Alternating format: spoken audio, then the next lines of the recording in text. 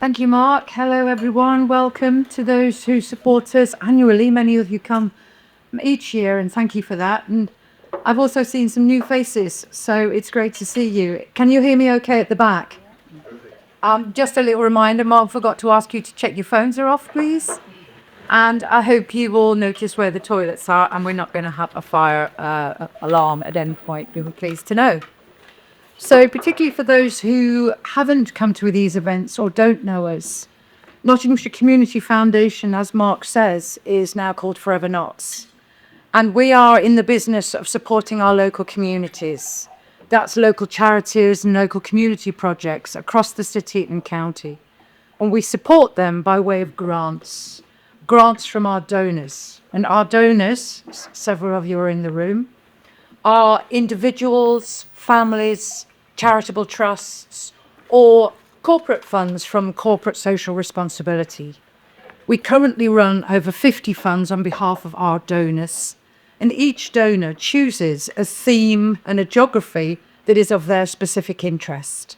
It might be young people in the city, or homelessness, or elderly care across rural areas, or substance misuse, or homelessness and mental health. So we cover all themes, all of the areas, and our clients use us because grant giving is the only thing we do. We're the only quality-accredited grant giver in the city and county, and that means that we spend an awful lot of time assessing the need, gathering intelligence on the need, and making sure that your choices are suggestions and your choices maximise the benefit, have great outcomes, and we can measure the impact. Because I'm sure many of you give to charity, but how many of you can answer the question, so what? Where did the money go? Can you verify exactly what it's spent on? Well, on behalf of our clients, we do that with every penny spent. And we can also guarantee that people's donations, people's funds, 100% stays local. We also exist as the voice for that voluntary sector because so many of them don't have the time, the resources, or the expertise to have the marketing and the profiling and the bid writing skills that the international and national charities do. And they cannot compete. If a national charity has a marketing budget of £90 million, really the small local charities on our doorstep cannot compete with that. So we exist as their voice and to champion supporting local charities because most of them are 100% reliant on those donations to exist.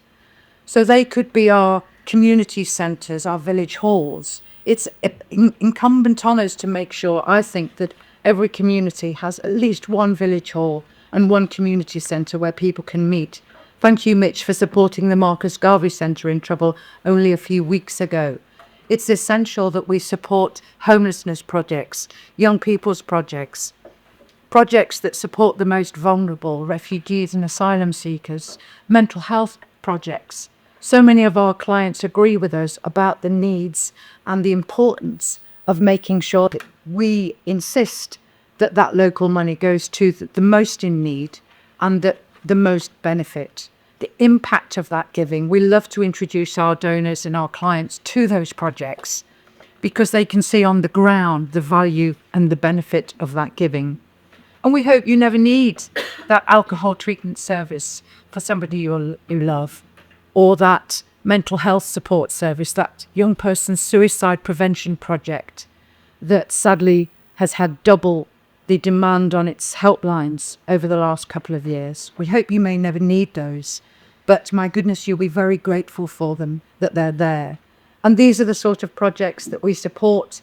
We support over 300 a year. We've supported over our tenure, which is we're now 27 years old. We've given over 30 million away in small grants on behalf of our donors. So our mantra is always for local, by local.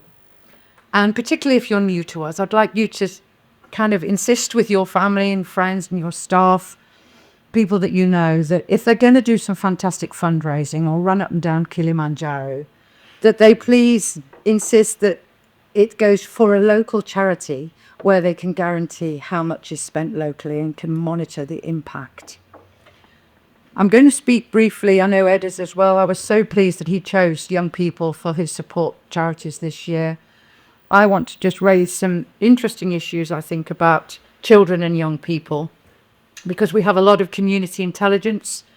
And as you know, the voluntary sector is unique in its ability to reach young people and to listen to young people. And I think it's quite interesting. I don't know the true stats. Do we believe any stats that we hear? The government says over 1 million young people are not in education and employment. Intelligence on the ground would tell us that actually it's much higher than that. There's an awful lot of young people playing truant and not engaging in school. There is a waiting list for special schools and alternative provision, particularly with children on the autistic spectrum. The numbers are growing and the provision for them can't cater for them, so they're on a waiting list. And we don't know how soon the councils or the local authority can make that provision for those growing numbers of young people. More and more families, parents are choosing to homeschool their children. It's going up exponentially every year. Our universities are in trouble. I don't know whether that's across the country or whether it's just ours, but for me, it's saying something about the state of our education system. And it's saying that for some children and some families, it's not fit for purpose. And they are choosing with their feet to not engage. And I wonder why that is. Is it the curriculum? Is it the methodology? What's going on with young people that they have an allergic reaction to what's on offer?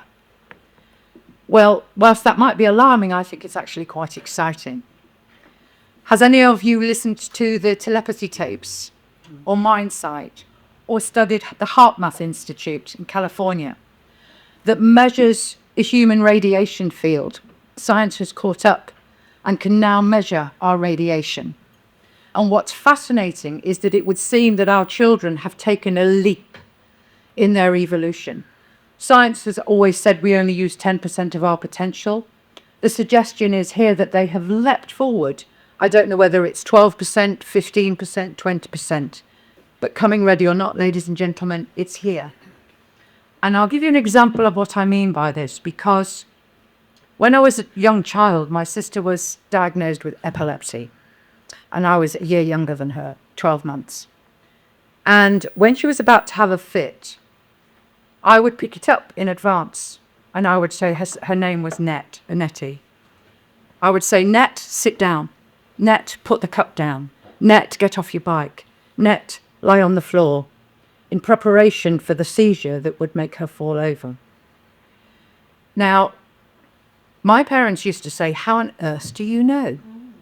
They train dogs to do this, don't they, to kind of sniff it out. And I'd say to my parents as a little child, how do you not know? It's written all over her.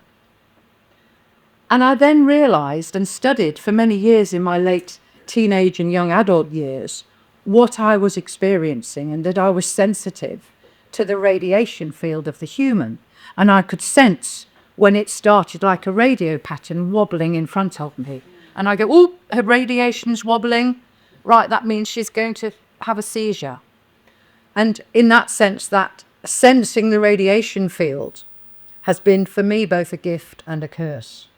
It means that when somebody is not in accordance, not in congruence, I can pick that up.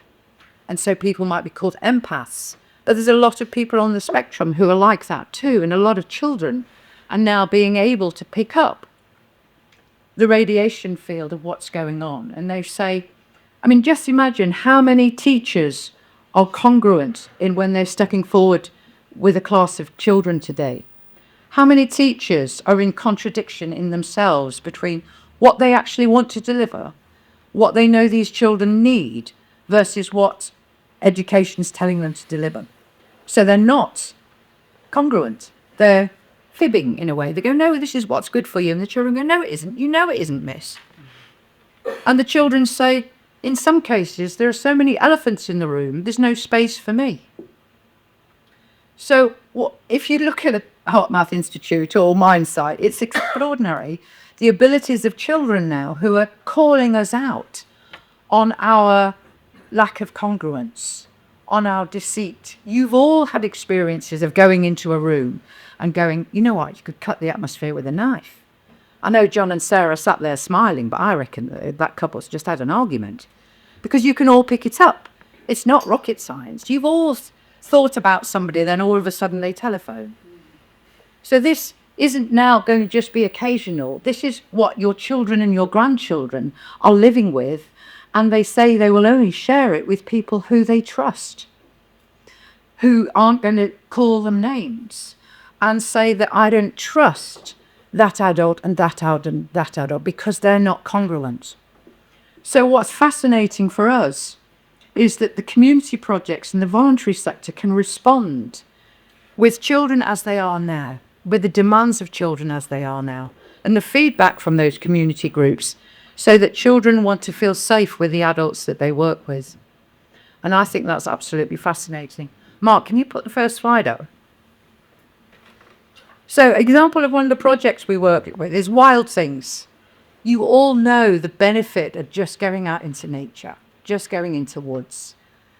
There's something about the energy, the trust, the safety that they feel when they're taken out into the woods. Some of these city children have never actually been to the woods, and suddenly they start talking. Some of them have been constricted and not talking to anybody, and all of a sudden they start talking. Wild Things do fantastic work. We've supported them many times. We want more children to go out and find their strengths and their resilience in nature, because they don't feel safe and they don't trust lots of other things going on in their world. Wild Things is a great example. Next one, please, Mark. Positively Empowered Kids does what it says on the tin. Listens to young people, helps them find their voice. Works currently in Arnold and Gedling, but wants to expand across the city and county. Extraordinary work, whereby the sessions support families and teachers and parents actually working with children as the children are now, and supporting them to listen to those children's voices. Because what's interesting is that the children might have a lot to say to us about how they want us to go on. Next one, please, Mark. And not new for many of you who know me, but I cannot not say it. Each Amazing Breath.